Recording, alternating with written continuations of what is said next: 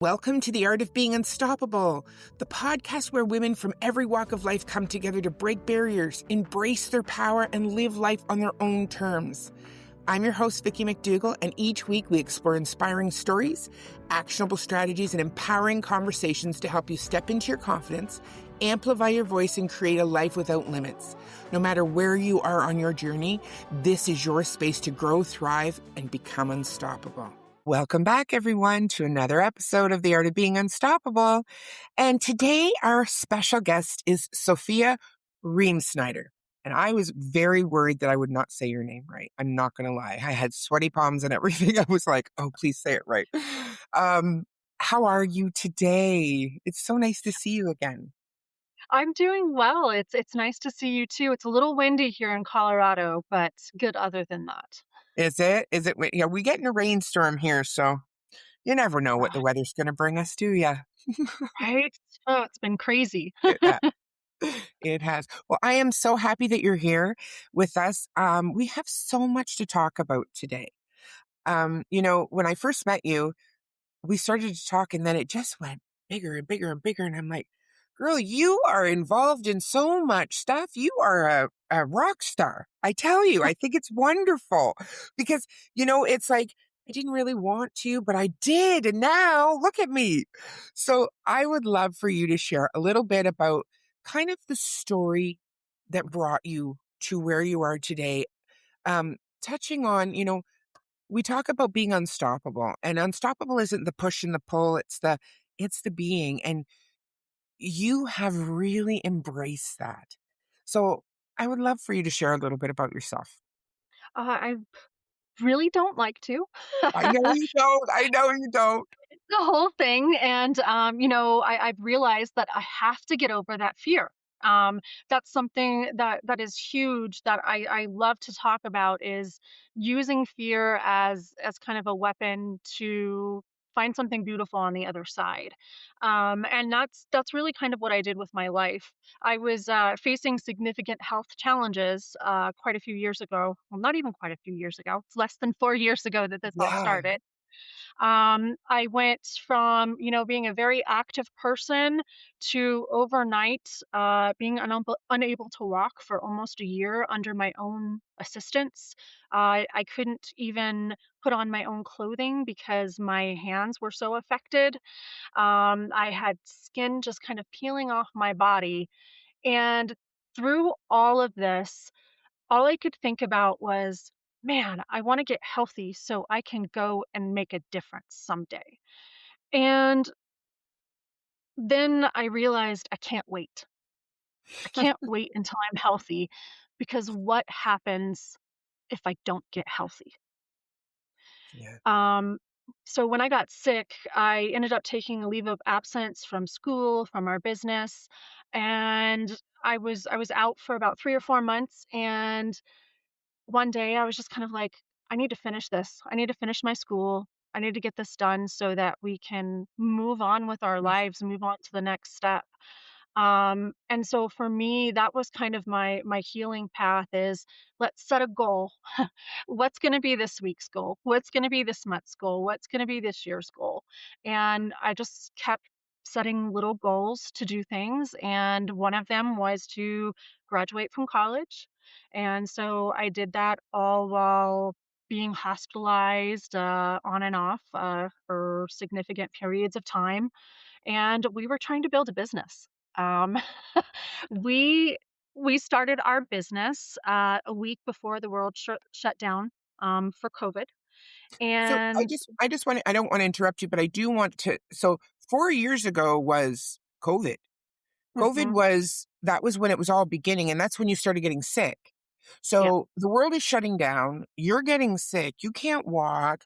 You're still trying to complete things that you'd already opened up, like your business is starting and your college, and the world is now shut down. yes, that was it was very interesting. I say interesting because it's the only appropriate word that I can think of right now. Uh-huh. It was a very interesting situation because all through my hospitalizations, all through my illness, everything was about COVID. except for the Yeah, simple fact that I did not have COVID. right. And it actually delayed my treatment significantly by almost a year because the world was so wrapped around COVID that they couldn't think beyond that. And it was very frustrating. And it took a lot of advocating for myself to be Yeah. able to find answers. Like, you know, I have my own COVID story. My dad died in the hospital alone when Sorry. because of COVID. Um, Thank you for that, but that's not why I'm bringing it up. It's just the reason of the frustration. I know how I felt, and I'm sure your family, you couldn't be with anybody in the hospital. So you were not only not knowing what was wrong with you were in a hospital pretty much alone and Mhm. still trying to deal with, and no one was really even worrying about you. Like, It was how, mm, It was it's still completely unbelievable, to this day that everything that happened around that whole situation because it was like my doctors were, "Hmm, I don't know. I don't know what to tell you." And it was kind of like, "Really? I'm dying, and your answer is, 'I don't know. Sorry about your luck.'" that's just, I'm Hmm. at a loss for words. Sophia, I just think that you sitting here today speaking about this, that is the definition of unstoppable right there. Because you were not taking no for an answer and you did not let fear, that roadblock, stop you. You were like, absolutely not. We're moving forward. So tell me more about what you do after that. Like, what did you do to make this change? Well, we actually ended up moving from Virginia, where we were living at the time, back to Colorado, just because the healthcare situation was so ridiculous, and I wasn't getting any kind of answers. Um, they had diagnosed me with adult onset Kawasaki's disease, which is typically in children of Asian descent. I am neither of those. No. And was that was their best guess. So, the first doctor that I saw here in Colorado, was my primary care doctor, and I told her, "I don't agree with these previous diagnoses. This is what I think I have. Here's who I wanna see. I'll do whatever testing you want. Just put these referrals in." Because up to that point, nobody was looking at the significant weight loss that I was having because I was classified as an obese woman. So losing a little bit of weight, they were like, "Oh, it's no problem. You're going to be fine." No, I was not fine. It was um Oh, yes, it's all those things that you hear about. I was being gaslit by my doctors. I was not being acknowledged. They knew something was wrong, but they weren't doing anything to help it. And so I started doing research. I was back in college, so I had access to all the databases that I could get my hands on. thank And goodness. right? Somebody needed to do the research. Right? So I had ideas about what I had. I went to see a rheumatologist, a dermatologist, and a GI specialist. Um, Within 2 to 3 visits of all of those doctors, they concluded that I was correct in everything that I thought I had. Which was several types of psoriasis, psoriatic arthritis, and a Crohn's type bowel disease. The one thing that I had no idea that I had that was causing the significant weight loss is I had contracted C. diff, which is a highly contagious intestinal disease that could have killed me. I had it for a year before anybody even found out about it, and that's what caused the significant unexplained weight loss. That and the fact that my gallbladder started shutting down because of the weight loss. Oh So my Lord. we found all these things out, took another 9 months to see all those doctors, get all those tests, and then it took us another 6 months for insurance to approve the biological medication to try to put these suckers in remission, and That was 2 years ago, and now today I'm in 100% remission for all but one of my conditions. So, it's been it's been a process. You know what? Like, that's a standing ovation right there, let me tell you, because without your perseverance and without your strength, because that had to come from, you know, I don't know if I could have done that. I don't know many women, many people. Once you're told something, we trust. We trust. We do. We trust what they tell us. We trust what is being said, and we just go with it. And that's not a fault. That is just what happens. Mhm. And to, yeah, I'm at a loss for words, Sophia. I just think that thank God you had the strength inside to say, oh, no, no, no, no, this is not the end for me. I am on a mission. I have a purpose, and I am going to get my story out there. Being as afraid as you are to stand in your power and speak about yourself, because you're great at helping other people, because I know what you do. But and we're going to get to that, but you went through that in 4 years in the worst time of this world, being Mhm. shut down and getting no answers and having to do this pretty much on your own. Yeah, well, I was my drive behind that, was really my family. There was a point where I was having pericardial effusions, so a buildup of fluid around my heart, which feels like a hippopotamus is sitting on your chest all the time. Shortness of breath. It was very uncomfortable, and that's when that was actually the first time that I was afraid. And that was like 8 months after the onset of everything. And I was afraid because I was worried that my small twins were gonna wake up in the morning and find mom dead in her bed. And when I had that thought, when I cried myself to sleep over those things, I was like, "We have to figure out what's going on because that is not acceptable." No, it's not. Oh my gosh. I am so happy to see you and talk to you and meet you and have you here, because you, my dear, are a force. And I know that there's so many women out there that have had experiences where they just don't know where to turn. We listen to the doctors or we listen to others, whatever it is, and we're not getting the answers, and we just take that as okay. It's not okay. It's not okay. And you get to stand up for what you believe in. And yes, you did the research, but did they have, or did you, I should say, not them, did you figure out how all of this was triggered at the same time? Like, what was the cause of that trigger? Because, you're going along, you're active, you're doing your thing, and then all of a sudden, bam, you can't walk. And bam, right? Like, what? Yes, so this was actually the amusing part.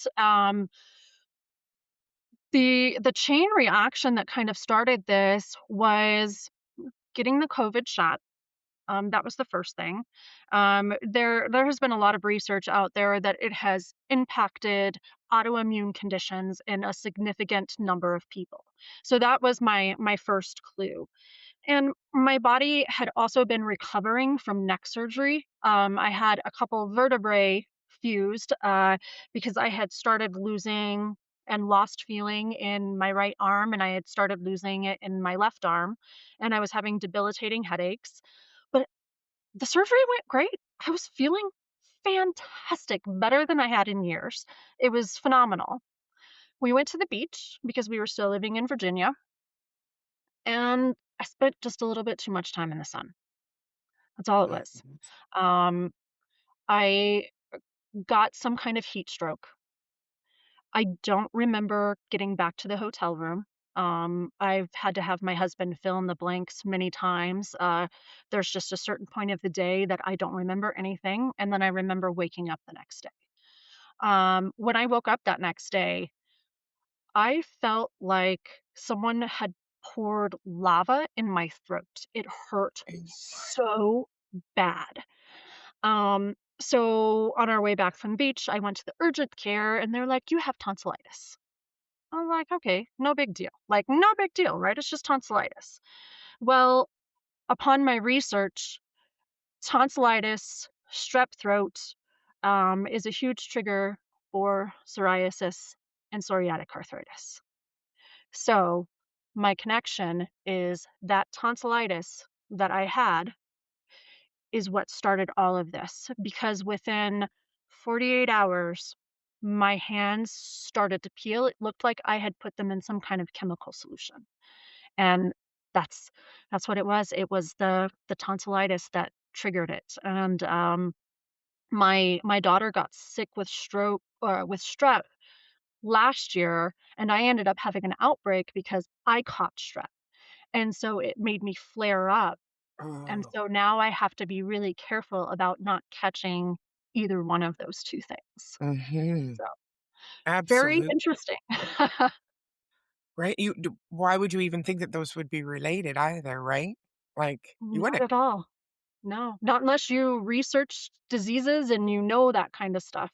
Yeah, yeah, absolutely. No. Well, let's fast forward a little bit. Let's go to, okay, you just started a business just when this all was blowing up. And Yes. now it's 2026 and you're a rock star. You've been doing some big things.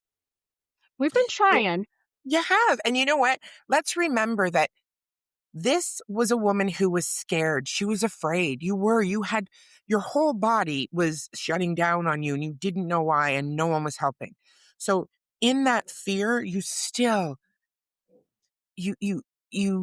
helped yourself. You got aligned and you really moved forward and you didn't let anything stop you. So now you're in a place of a total transformation. You have created something and you and your husband work together. Am I correct? Yes. Which is amazing, which is just amazing. So tell us a little bit about that too. I love it. Absolutely. Yeah, it's so we actually started our business, March of 2020. The first week of March, and then everybody knows what happens after that. Mhm. COVID shut everything down, and then I got sick. And so our business really sat on the shelf for almost 2.5, 3 years. What we were doing behind the scenes was educating ourselves, trying to become the best photographers that we could at the time. That was not Chris, my husband's cup of tea. He is an amazing individual, but does not care for people quite as much. Um, Okay. Mhm. Which, hey, we all we have that. We all have something, yeah, right? And that's okay. we're pretty well known in our network of people for being very introvert, for having people hangovers after dealing with people, and so it was clear from the start that he was never going to take on the client facing side, which was Right? completely fine because he takes care of the stuff like the websites, or when I have a crazy idea he figures out how to do it, the right equipment. So it's this really nice balance that we have. And then in 2023, Chris had mentioned in passing that he was interested in doing video. I was like, "That's cool, man. I don't want anything to do with that." Like, it was literally our conversation. I was like, we have so much on our plate, and at that time, I was actually studying for the LSATs because I wanted to go to law school. I wanted to pursue, my law degree, and I was like, "That's just too much. I don't wanna learn all this stuff. Like, you're ridiculous. How dare you even bring something like that up?" And then I thought about it for a couple of days, and I was like, this man has supported me in everything that I wanted to do. You want to go back to school? Okay, let's do it. You want to start a business? Okay, let's do it. You want to start writing this story about a zombie apocalypse that features our family? Why not? So I came to him and I was like, all right, fine. Let's do this. Let's do the video thing. But then when you're ready to retire from your 9 to 5, it's all yours. I don't want it. It's too much Right? work. Well, then I got my first story. I came home and I told him, "You can't have it. It's Right? mine. Sorry. You can help, but it's mine." It's yours. That's And right. it's a good thing. The and we work. We don't get to work as much together as I would like to because he's still working a 9 to 5. I was fortunate enough to be able to step away from my legal position last January to do this full time. Um, and so I try to get him in on as many projects as possible, but it's just not enough for me. It needs to be more. Yeah. And we started developing these relationships. I started listening to people, really listening. Mhm. That's something that I had always shied away from my entire life was listening to people. It just felt like a lot of work, and people were always talking to me. Even when my twins were little, they would always question, "Mommy, why are people just always coming up and speaking with you?" I'm like, "I have no idea." Like, I don't know Well, what you the just deal have that is. energy. You just have that I energy about do. but you do, and you're easy to talk to, and you're very, like, calm, and I think that you said you were an introvert, so I think part of that comes from you're calm because you're just you don't want the attention, you don't want the so you just kinda take but you have something in it that attracts people, so don't hide that, girl. Don't hide Yes. it. Well, no, I have fully embraced that now. Yes, you Um, have. I had to. If I wanted to be successful in the types of videos and films that we wanted to produce, I had to make people feel comfortable with me, and so I had to open myself up to that. I had to accept that that's part of who I am. And so I did, and we started attracting these incredible stories. And right now we're working on several documentaries, a couple involving invertebrates, one involving women and children's health, and using theater as a way to protect their future, to name Mhm. emotions. Um, Love that. it's just it's incredible. I enjoy every single part of what we're doing, and I can't wait for people to actually see what it is that we're working on. I think it's a beautiful, beautiful story, and, I do want you to share the one story about when you went away. I really want you to share that. When you went away and was it, Africa, or where did you say you went? Yes, Like, I went to Tanzania. Tanzania. So we are working with an organization here in Colorado that has global conservation efforts all over the world, and their niche is invertebrates, which invertebrates are anything from spiders, bees, butterflies, to a lot of things you find in the ocean. This particular story in Tanzania was about bees and elephants. So basically, what they're doing in Tanzania is they are setting up bee fencing. It's two poles with a beehive and then tripwire. So the elephant walks into the village, trips the wire, the bees come out. And you might think, well, why is that important? It's important because elephants are afraid of bees. Which is wild, the, isn't mo- it? the most random thing I ever thought I would hear. And it's really what sparked all of this, all of the documentaries that we eventually got involved with was this: how is an elephant so afraid of something so tiny? And again, that theme of fear was right there. Mhm. So now in Africa, they're using these beef fences to mitigate the human elephant conflict. The people are living, the elephants are living, the crops are growing, and now they have this commodity of honey to sell. And it's this whole community that's coming together to do it. And I am terrified of bees, spiders, um, pretty much anything that anybody considers creepy crawly, is on my fear list. On your fear list. It's on my fear list, but that doesn't mean that I can't find something beautiful in that fear. And that's exactly what I found in all of these stories, where I was afraid of the subject was, wow, there's actually something quite incredible going on here. And pushing through that fear really helped me be able to see that. And I'm hoping that that shows when people see this too, that, hey, you can still be afraid, but maybe we should uplift these little guys a little bit. And the fear and your whole story is about fear. You know, Mhm. you were an introvert. You were afraid to talk to people. You didn't want to be seen. But there's a bigger plan for you because you've been brought out to be able to see and to share the story of an unstoppable woman facing her fears. You face Yes, them and you're I going did. to Tanzania terrified of bees and they're building bees. Like they're taking bees and they're like, oh my goodness, and you're around them. Like what you can't not be if you're, if you're filming and you're documenting all of this. Like like honestly, this is beautiful. It really is. And I'm so sorry that you went through what you did.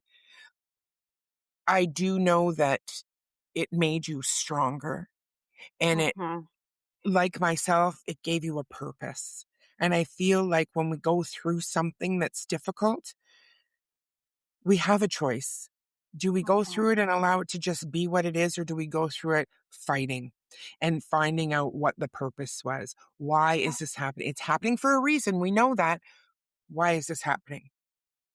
And absolutely. you discovered your why, and now you know what your purpose is. And I think that that is so important to share for people because, yes, I talk about being unstoppable, but fear can stop us in our tracks.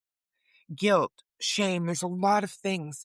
But when you're afraid of something and you were hit with everything all at once, you had to speak up for yourself. You had So to. There was no other option. So you stood in that and you found that power from within inside and you took it on. And it's a beautiful, beautiful thing. And I couldn't be happier to have met you and to have you here on this podcast.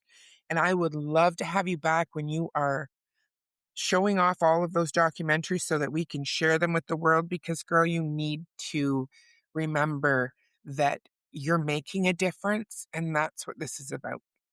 oh, Thank you. absolutely. I agree with that, and thank you so much. Um, Last year when I first shared my story, the response was phenomenal. We released a short documentary about the whole health struggle and the amount of women that reached out to me that were going through or had went through the same thing. Different disease doesn't matter. They were Mm-mm. experiencing the gaslighting. They were experiencing the, oh, you're just fat. Lose some Yeah, weight, things will get yeah. better. And it made me feel a sense of responsibility that as uncomfortable as it made me feel, if my story can even help one person to make their life better or to find their why after, then it's going to be worth it. And you have. And you have. You've touched many, many lives. You've touched my life, and I'm sure you're touching every single listener's life as well. Thank Thank you. you. Thank you so much. And, I see that your husband's going to be starting to, not have to do the 9 to 5. You're going to be blowing this up, this video stuff that you didn't want to do. I love it. Oh, I love this. Okay, everyone. Well, thank you so much. And I'm going to have all of Sophia's information in our show notes. So if you do want to get a hold of her and if you hear something in her story, please reach out. Or if you know someone that's struggling with something similar to this, reach out. Thank you for listening today and have a beautiful day. Bye, everyone. Thank you for joining me on this episode of The Art of Being Unstoppable. Remember, your story matters, your voice matters, and your power is limitless. If you love today's conversation, subscribe, share it with the women in your life, and leave a review to help more women discover their unstoppable selves. I'm Vicki McDougall, and I'll see you in the next episode because your journey to unstoppable starts now.